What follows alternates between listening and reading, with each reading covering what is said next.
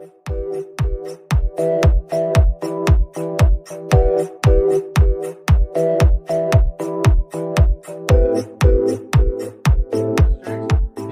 Tadvarti, you watching Srikanth Ideal Chemistry.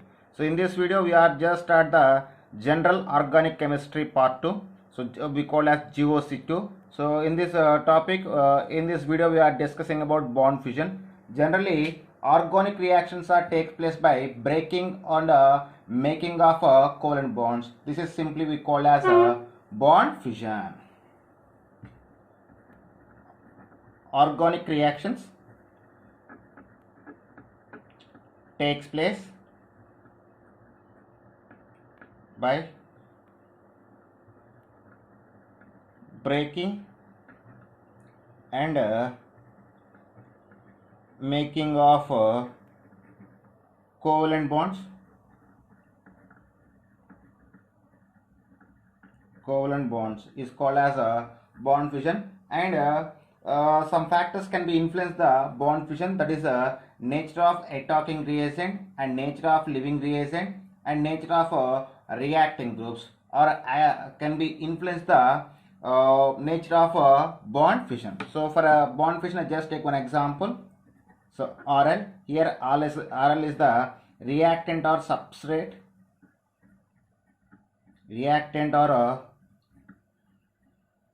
substrate. So when reactant or substrate is attacked by the reagent, then it can give the product.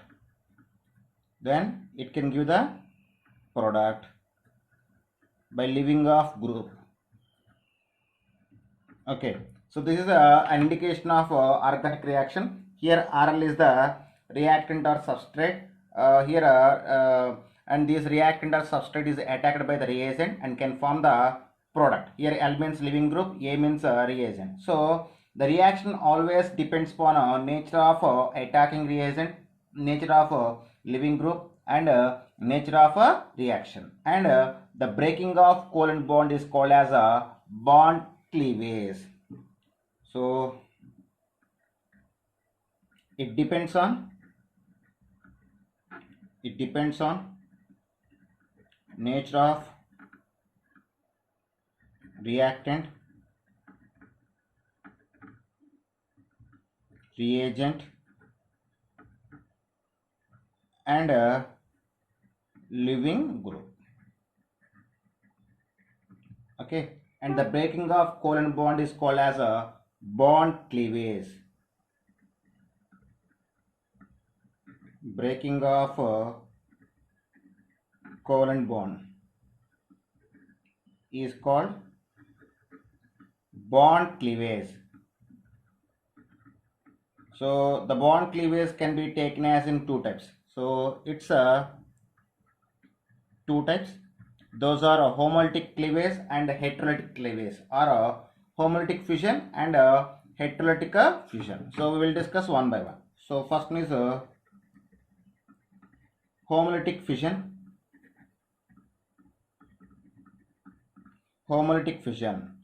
So if the covalent bond breaks in such a way, then each atom takes away with one electron of the shared pair. We call as a homolytic fission. For a better understanding, I just take one example, that is RL. So reagent, and this covalent bond is indication of a pair of electrons. So homolytic fission means when the bond takes place homolytic fission, in that situation the shared electrons takes place by the both atoms attached to the covalent bond. So this is we call as homolytic fission. So in the homolytic fission we get the free radicals. So here it will be free radical can be represented with a dot or a star mark. Why? Because to get a good clarity, I just give the star mark. Okay. So in a homolytic fission, free radicals can be formed. So once again, listen, what is homolytic fission? If a covalent bond breaks into such a way that then each atom takes away one electron from the shared pair, we call as a homolytic fission. In the homolytic fission, which water can be formed, free radicals are formed. So free radicals are formed and these are highly reactive and paramagnetic in nature. Those are highly reactive and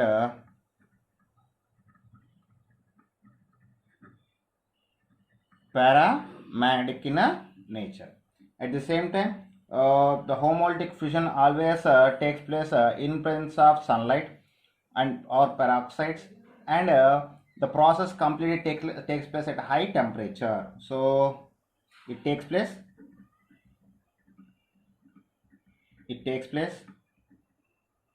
in presence of light or peroxides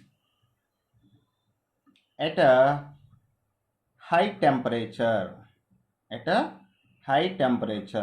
So the homolytic fusion takes place in presence of light or peroxides at a high temperature, and the homolytic fusion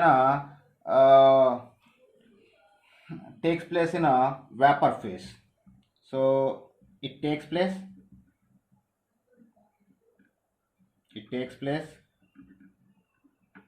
in a vapor phase. So the homolytic fusion always takes place in a vapor phase, and here the solvents we used, the homolytic fusion takes place in presence of non-polar solvents like carbon tetrachloride, carbon disulfide, and benzene. So the process takes place in presence of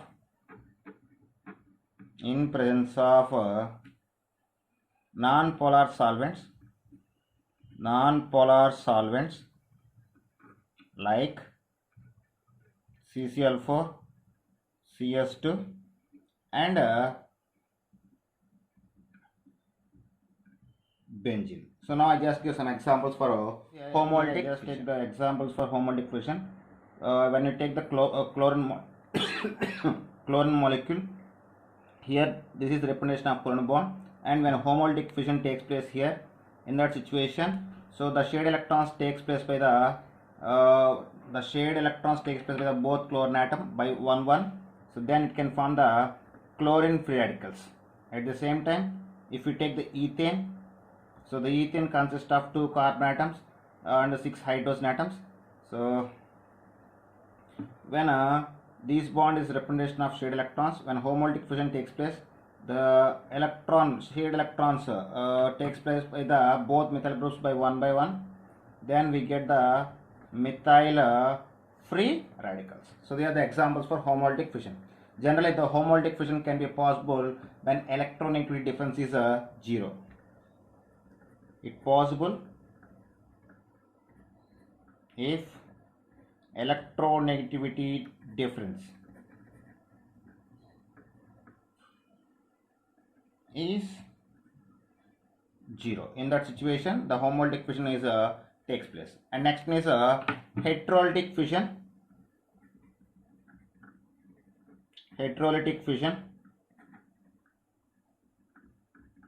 So in heterolytic fusion, the shared pair electrons takes place by any one of the 2 bond atoms. Shared pair takes place by any one of the 2 bond atoms, or the covalent bond is broken in such a way that both shared electron pairs takes place by any one of the shared atoms. So shared pair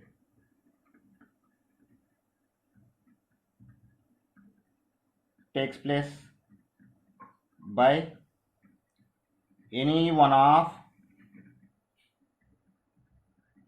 bonded atoms in the time of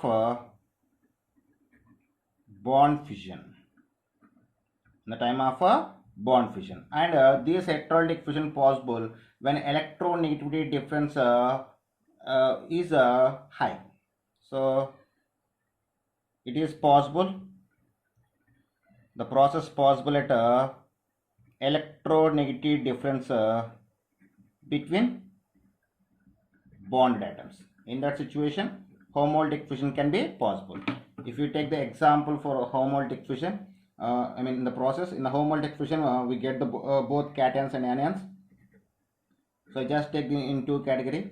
This is the bond is indication. So when bond breaking can be possible, these two shared electrons can be takes place by any one of the two atoms.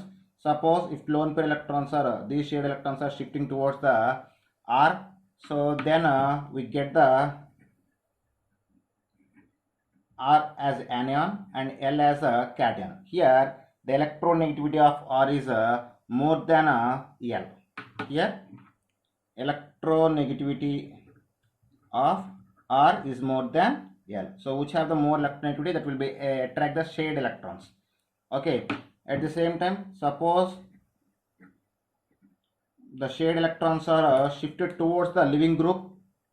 Okay. Then we get R as a cation and L as a anion. So here electronegativity of R is less than a leaving group.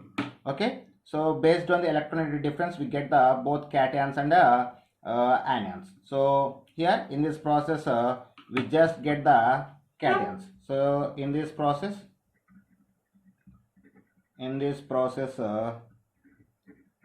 cation and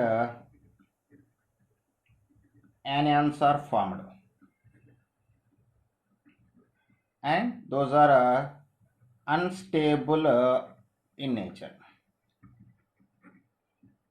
Unstable in nature. At the same time, it takes place in presence of acid or base catalyst at low temperature. It takes place in presence of acid or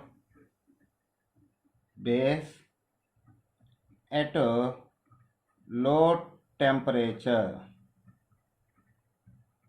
and it takes place always in solution phase. It takes place in a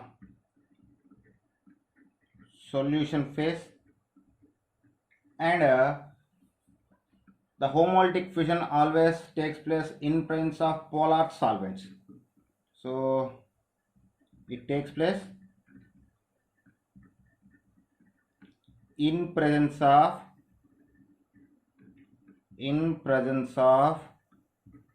polar solvents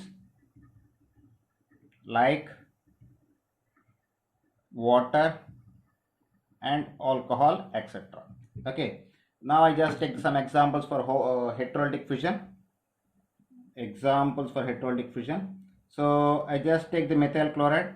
In the methyl chloride, the bond between carbon and chlorine is will be broken based on the heterolytic fusion. Why? Because the electronegativity of chlorine is more than carbon. In that situation, the shared electrons are shifting towards the chlorine. Then we get the methyl carbocation and chloride ion. At the same time, if in methane, the CH bond of methane, if you see that the electronegativity of carbon is more than hydrogen, in that situation the shared pair electrons of CH bond is shifting towards the carbon in the time of heterolytic fusion.